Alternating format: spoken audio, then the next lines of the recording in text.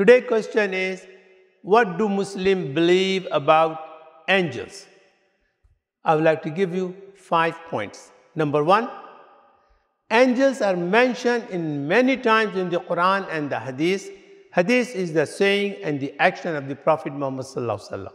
Number 2, unlike humans, angels are described as being those who obey Allah Subhanahu wa Ta'ala commandments without fail by nature.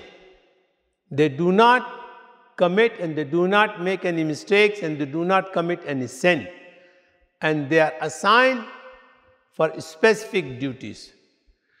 2 of the most prominent angels mentioned by name in the Quran are Gabriel, or in Arabic, Jibreel, and other Mikael or Michael. Jibreel alayhi salam is the angel of the revelation.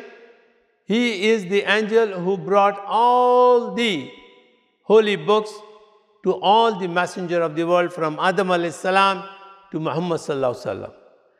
And the angel Mikael or Michael is the angel who is in charge of the rain and the earth plants life.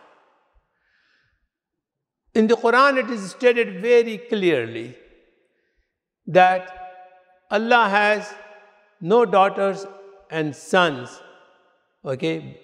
Because Mushrikeen has mentioned that the angels are Allah's daughter.